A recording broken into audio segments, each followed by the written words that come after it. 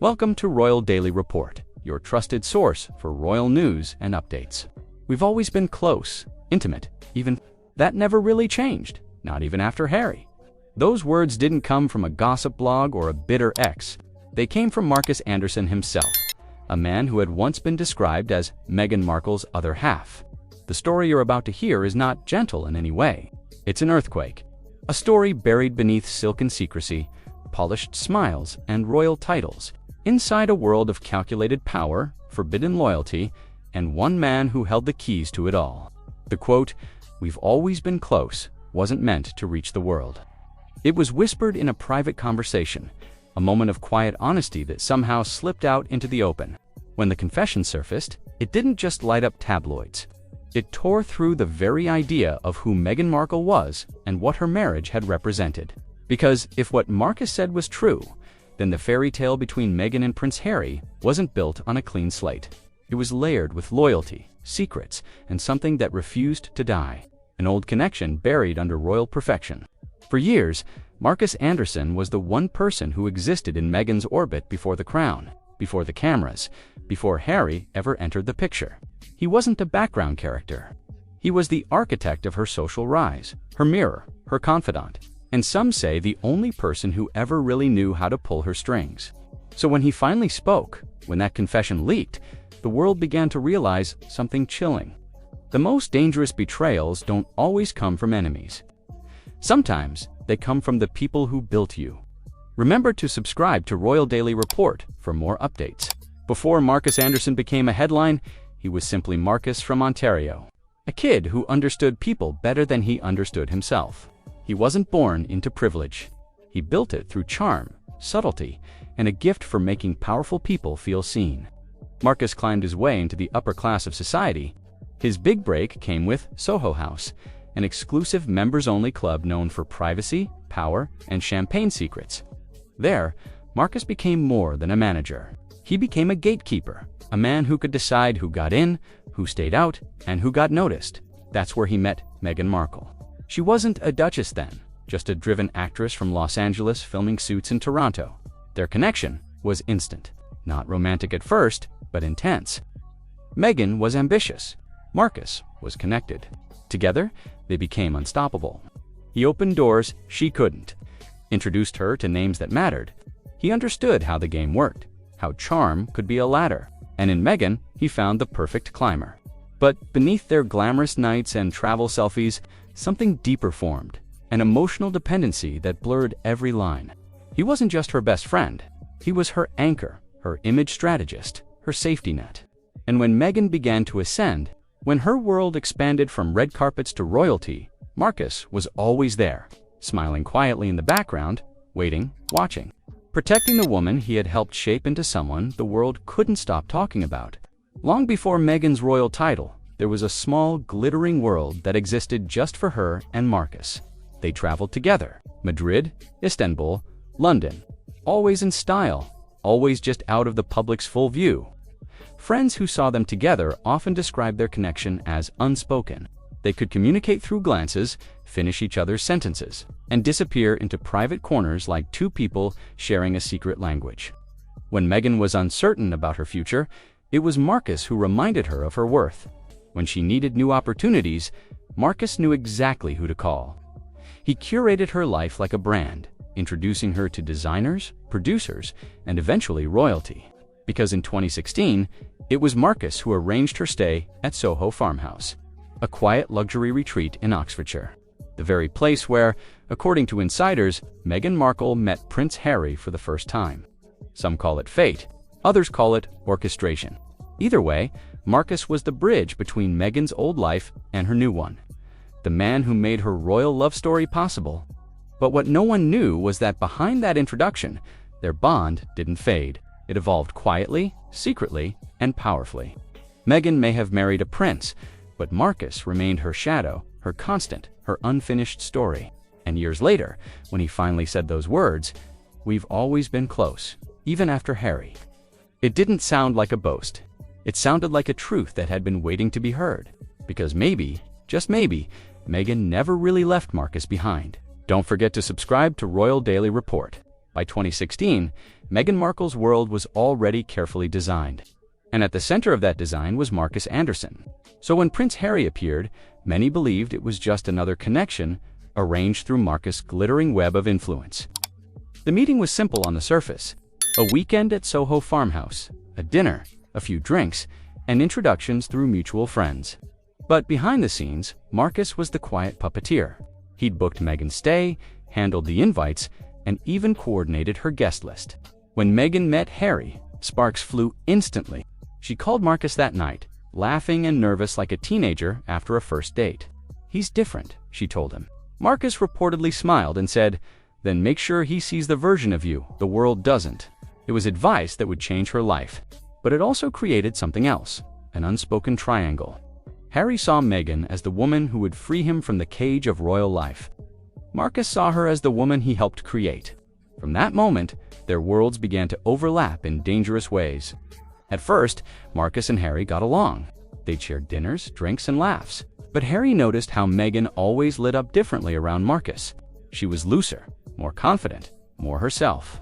And for a man already haunted by insecurities, it planted a seed he couldn't ignore.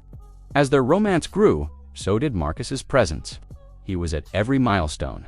The secret trips, the engagement celebrations, the pre-wedding parties, always by Meghan's side, always trusted, and always watching. No one questioned it until people began to notice something else. Markus wasn't just part of the story. He was woven into the heart of it. By the time the royal wedding arrived in 2018, Markus Anderson wasn't just a guest. He was practically family. Seated in a place of honor, he watched the world celebrate a love story he'd helped create. But even in that moment of joy, whispers were already circulating. Palace staff had begun to notice something different. Meghan took Markus's calls late at night. His name came up in planning meetings, private trips, and quiet dinners. Whenever Meghan felt overwhelmed, it was Markus she turned to, not her husband. To outsiders, he was just an old friend. But to those who worked behind the palace walls, Markus was a storm that never passed. Harry at first ignored the rumors. He trusted Meghan. He wanted to believe that her loyalty was as deep as his. But small things began to bother him. Moments that didn't feel right. A text message she quickly deleted. A private lunch she brushed off as just catching up. In one tense moment, a palace aide recalled hearing Harry mutter, "Why does he still need to be around?" Meghan's answer was cold, "Because he's the only one who's never left." That sentence stayed with him. Even after moving to America, Markus's shadow followed. He was present at private events, baby showers, and dinners in Brentwood. Their friendship, instead of fading with distance, seemed to grow stronger. And when a journalist finally approached Markus for a casual conversation, the one that would later lead to his confession, he didn't deny anything. Instead, he smiled and said something that made the air go cold. People think the story ended when she married Harry. It didn't. It just changed form. Subscribe to Royal Daily Report for the latest royal news. The words were never meant to be printed. Markus's confession was made off-record, shared over drinks in a moment that probably felt harmless to him. But the journalist who heard it couldn't ignore its weight. Days later, a whisper became a headline. Then, a headline became a storm. "We've always been close, even after Harry."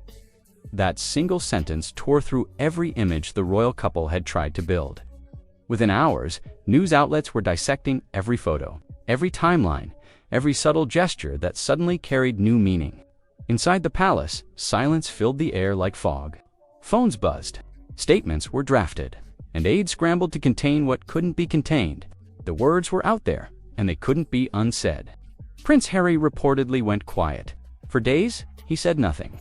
Then came anger, confusion, and the kind of heartbreak that doesn't make it into press releases.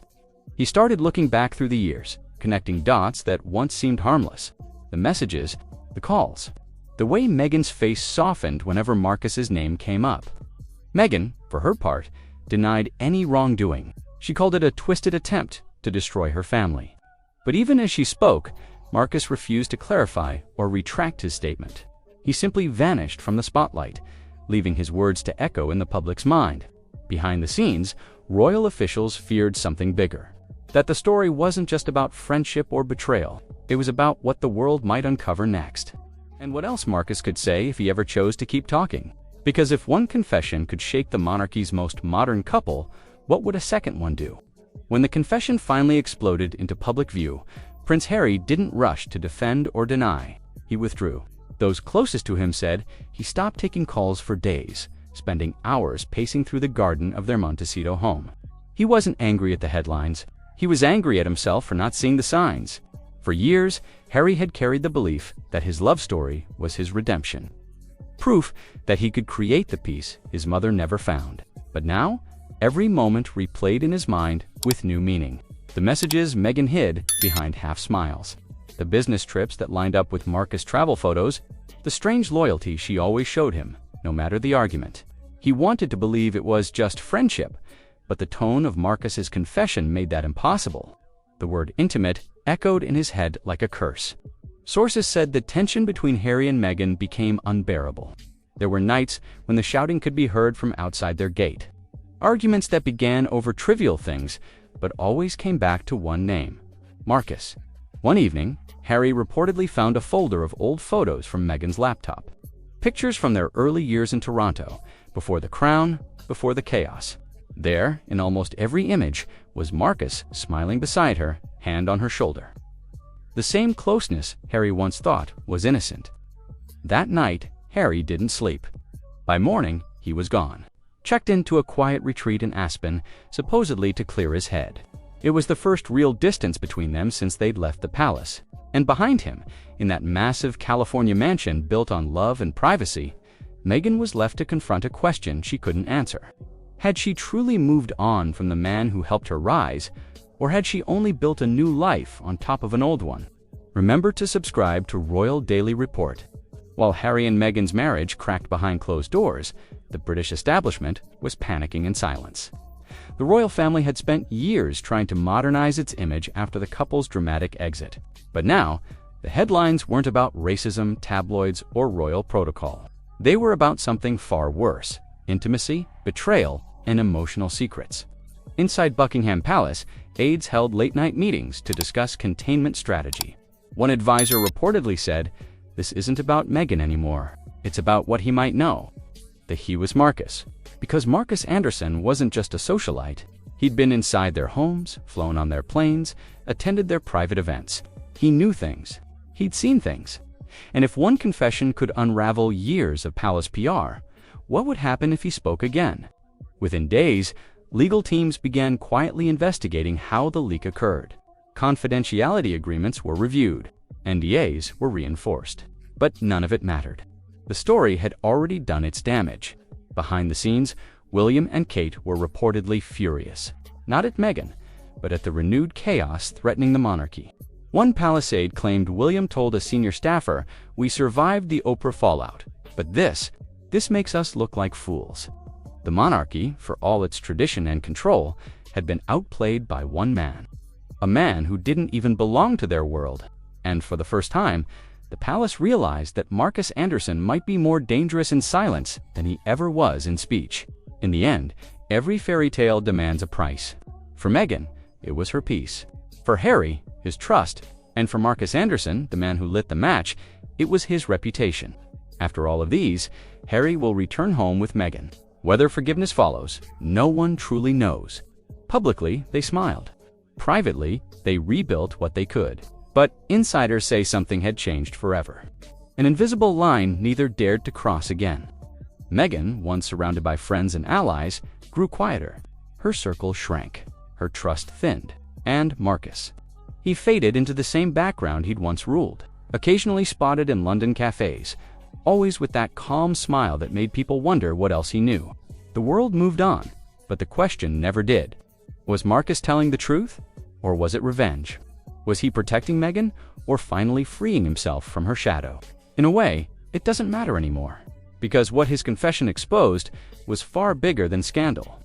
It revealed the human truth behind every royal story, that beneath the crowns and titles, behind every polished image, there are fragile people holding secrets they can no longer bear. And sometimes, all it takes is one sentence to bring the entire illusion crashing down. Thank you for watching Royal Daily Report. Don't forget to subscribe and hit the notification bell to stay updated on all royal news. This is Royal Daily Report, signing off.